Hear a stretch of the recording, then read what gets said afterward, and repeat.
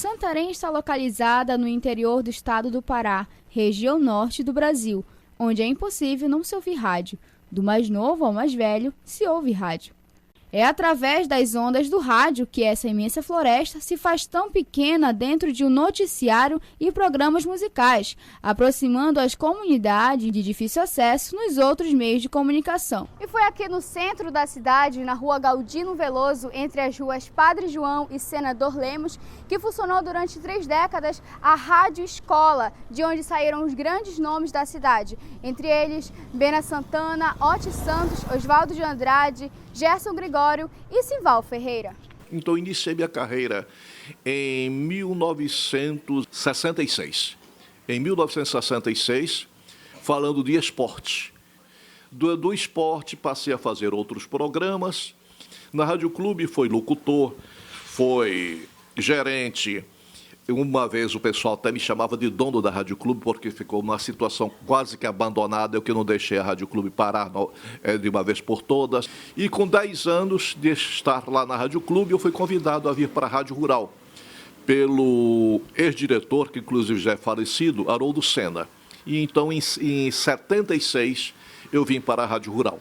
No dia 24 de outubro de 1948, foi ao ar a primeira rádio de Santarém, a Rádio Clube, fundada pelo advogado e vereador Jonatas de Almeida e Silva. Antes de ser rebatizada, a rádio também se chamou Planície.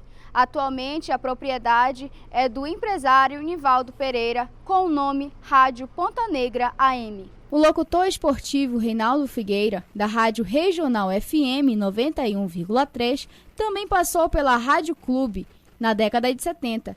Sempre que vem em Santarém, relembra a trajetória de sua antiga casa para a rádio. Saudade. Não, é legal porque me ensinou muito, né?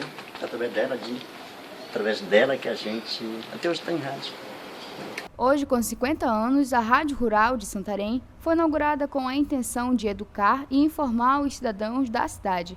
E foi isso que ela fez. Através de seus programas de alfabetização, programas de música e auditório, de alguma forma, mudaram a trajetória de muitas pessoas. O aposentado Francisco Pereira de Souza tem em sua história momentos marcantes, onde a Rádio Rural esteve sempre presente. A gente não tinha rádio em Santarém que atingisse onde a gente morava, no interior, e quando chegou foi uma maior alegria para a gente, que tinha comunicação, tinha uns programas bons. O programa que eu me lembro bem começava às 11 horas, que era o correspondente E29. E também tinha, não me lembro se era das 11h30 ao meio-dia, um programa de aniversário. O cara fazia aniversário e oferecia música através da rádio. Passarinho amanheceram cantando com mais alegria, porque no meu caso, que eu também aniversariei nesse tempo, e colocaram para mim uma música até hoje que eu me lembro, que era La Cotorra. Era um grupo cubano. Mas essa música fez muito sucesso. Esses corredores presenciaram acontecimentos importantes, presenças ilustres, e as vozes que saíram desse estúdio ajudaram a contar a história de Santarém. Fiquei devendo ontem essa para minha amiga Kelly, lá na Morada Nova em Além, que é vitorleoamor.com, com seus pais Augusto e Francisco, lá no Escondido, e sua filha Isabel. Curta essa então, vitorleoamor.com. Os primeiros passos do radiojornalismo em Santarém foram dados no final da década de 60 pela Rádio Rural. Os jornais impressos vindos dos grandes centros do Rio de Janeiro e São Paulo, além das outras estações de rádio, serviu como fontes para o radiojornalismo de Santarém. Na década de 70, o radialista Simval Ferreira fez parte do departamento de jornalismo da Rádio Rural. Daquele poder. Eu era redator de noticiários e a nossa colega, que já faleceu, Terezinha Pantoja, ela redigia os jornais. E tínhamos um repórter apenas, Luiz Fernando Sadek. Trabalhávamos com máquina de escrever. Então, para se pegar a notícia de fora, de Santarém, o repórter trazia o rascunho dele e passava para a gente. Nem gravador nós tínhamos naquele tempo para gravar entrevista. Era tudo transcrito. Então, nós tínhamos um rádio que a gente sintonizava. Rádio Globo, Rádio Tupi e parece que Jornal do Comércio de Recife, mas era mais Globo e Tupi. com toda aquela chiadeira, se gravava aquele noticiário e transcrevia para dar 1 hora depois. Então era um jornalismo por parte da administração que era cobrado e muito e sem condições de se ter todo o apetrecho que se tem agora para se fazer. Era muito difícil, mas se fazia. E era gostoso fazer. O jornalista Manuel Dutra lembra que a profissionalização do radiojornalismo se deu em meio à ditadura militar. Durante esse período de autocensura, o jornalismo em Santarém foi ameaçado. As emissoras cobravam dos produtores de notícias e dos locutores seriedade em tudo que era divulgado. Nesse período era muito problemático fazer jornalismo, porque antes da gente pensar em censura, pensar no medo e no risco da autocensura, que era o pior de tudo durante a ditadura, era os próprios jornalistas se autocensurarem. Eu não vou tocar nisso porque pode, lá em cima da serra, o homem não gostar. Há 45 anos, apesar da falta de acesso às fontes, os produtores de notícias conseguiam informar a população sobre os principais acontecimentos da sociedade.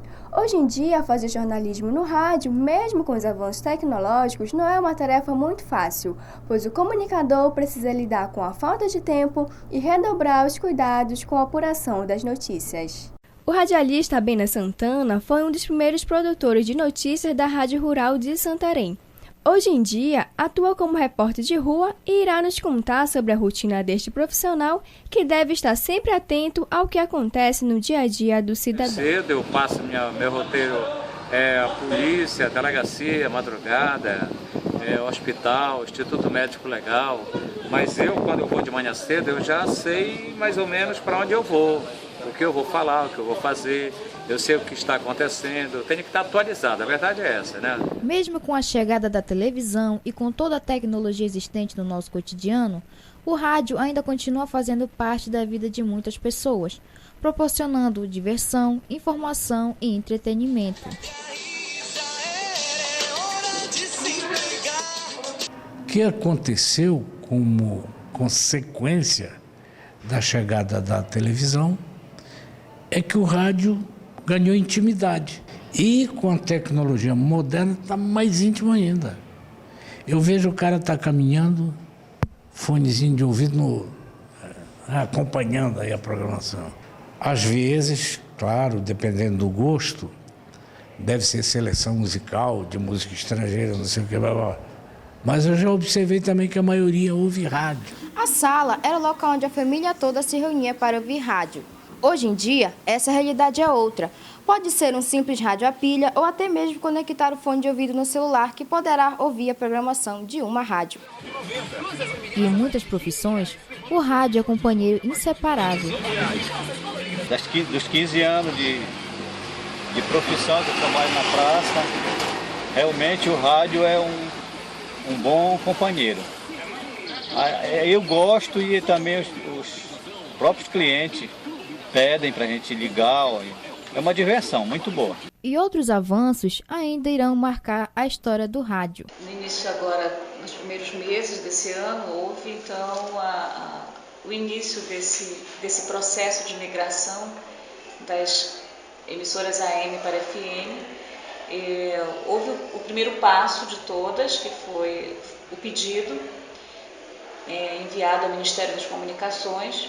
A partir desse pedido, os processos eles variam, né, de acordo com os encaminhamentos que são dados.